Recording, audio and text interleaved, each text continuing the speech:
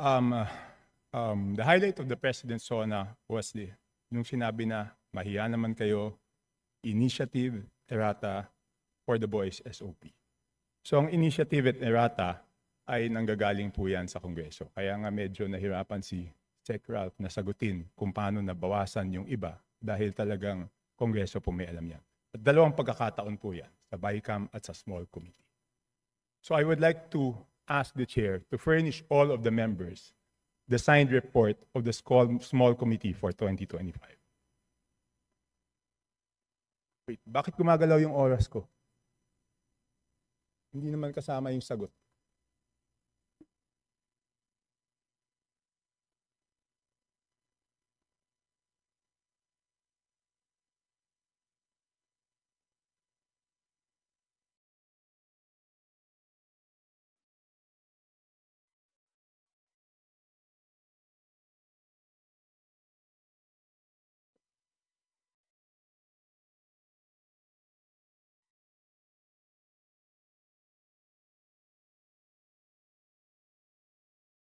Thank you very much, Representative Chanco. The request will be put under consideration and we will let you know if it's possible to... No. Madam Chair, why should it be put under consideration? This is of public record. This is in accordance with our rules. That all committee reports must be given to all members. And that shouldn't be taken against my time because you're telling me that, teka, balik natin yung oras ko kasi sinasabi nila that will be taken into consideration. It should not be taken into consideration. Madam Chair, allow me to read this, no? Declaration of Principles and Policies. Section number 2 of our rules. Public office is a public trust. The House of Representatives and every member thereof are accountable to the people at all times. I will not read the ending portion. Number 3, efficient and effective access to and dissemination of appropriate and accurate information are imperative in lawmaking. So why should it be taken into consideration, Madam Chair?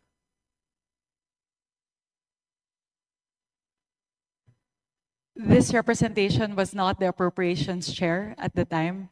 So the person who's covering the jurisdiction of that particular document, that is a document within the purview of the 19th Congress. Given that we've now crossed over to the 20th Congress, we would need to consider that request. Madam Chair, that's not acceptable. This is public records. Pareho pa naman yung COMSEC natin. At yan dapat linalagay sa archives. Do I have to read the rules again regarding archives of all documents? So may ang daming violation, Madam Chair. Walang record, hindi binigay. Ngayon, it's not readily available. Walang record sa archives. Ano to, sikreto? Again, this representation was not the let's ask the Appropriations committee Chair. Let's ask at the the committee time. secretary, where are the signed records of the 2025 small committee report?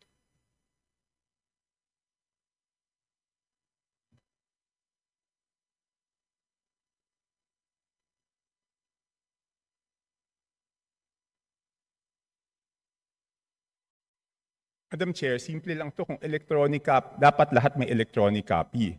So dapat i-email sa amin lahat within 5 minutes, di ba?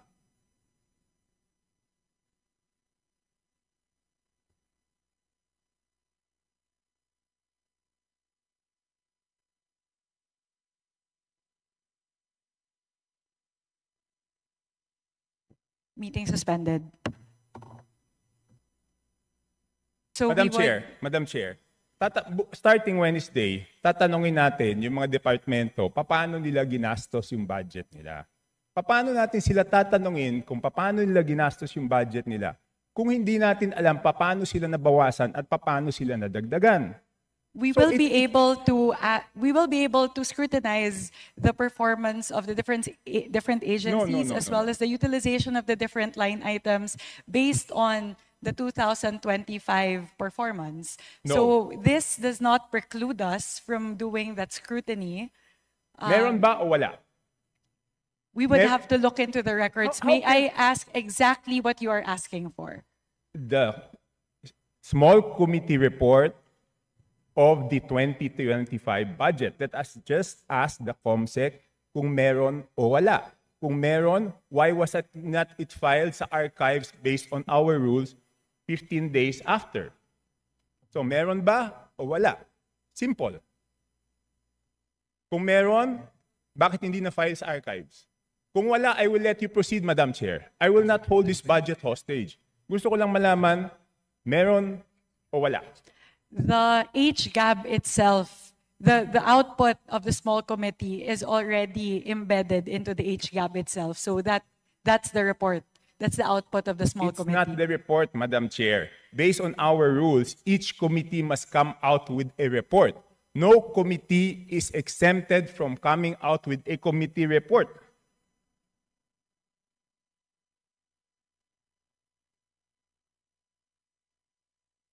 Please check Section 39 of Rule 9 of our rules.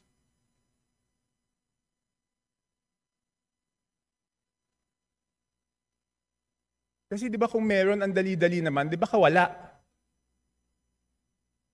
So the small committee is subsumed within the Committee on Appropriations, and it is the Committee on Appropriations who's required to submit the committee report. In this case, the report and the output of the Committee on Appropriations is the HGAB. No, it's not. The HGAB is different from a committee report. Just like any other bill, the bill is different from the committee report. There must be a committee report included to the bill. It is not one and the same. At the point of after the committee hearings are done, the Committee on Appropriations comes out with a committee report, and then it moves to plenary, at which point we approve it and the small committee works. So now the output of the Committee on Appropriations, once that is elevated to the plenary, is the HGAB. No. So there's no other committee report that needs to be furnished by the Committee on Appropriations apart from the HGAB itself. It is not exempted from our rules, Madam Chair. Maliwanag, Section 39. Gusto niyo basahin niyo? Okay, I will ask the committee secretariat, how many meetings were held?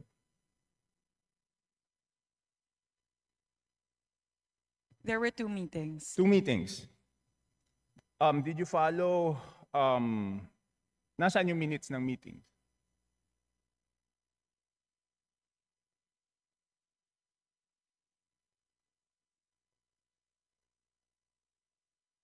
Where were the meetings held? What date? Madam Chair, I can read Section 39 of our rules to make it clear that the committee report is different from the HGAB, but I don't want it to take up my time.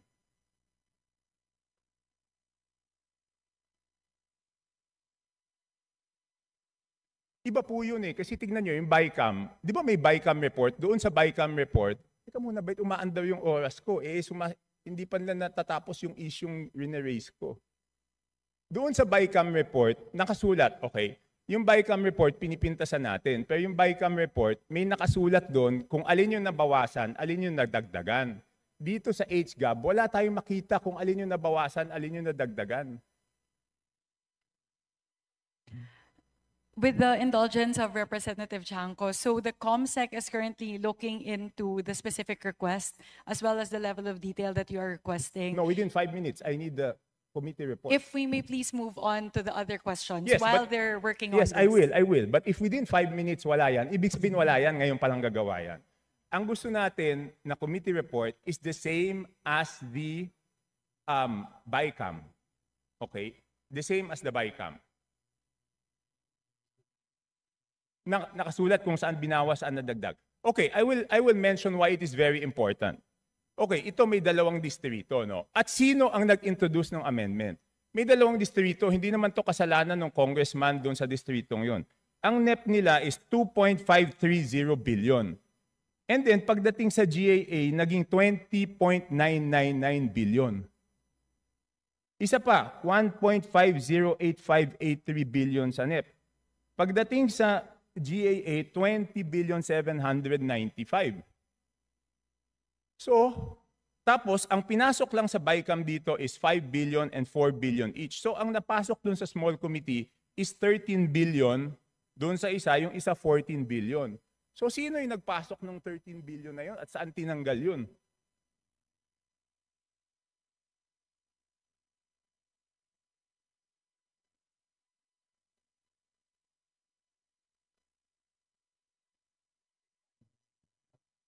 So again, the small committee is subsumed within the Committee on Appropriations, and it is not required to render a No, no, no, separate no, I committee did- report. The rule that you are citing, Honorable Chanco, pertain to standing committees. And the mother committee in this case of the small committee is the Committee on Appropriations. Yes, but did we exempt the Committee on Appropriations not to submit a committee report? No. Again, the committee report of the Committee on Appropriations at the plenary level is the HGAB itself. Yeah, but all meetings, dito sa ating rules, all meetings must be on record. So it's not only the committee report, dapat yung small committee na yon, meron silang report na finurnish lahat. Again, if with the indulgence of the Honorable Chanco, the COMSEC is looking into the request, if we may move to the next question. Okay, I will move to the next question. Thank so, you very mukhang much. wala talaga. Signed committee report showing ano yung binawa, saan napunta. Okay. So it's only now, Madam Chair, that you found out that there is no small committee report?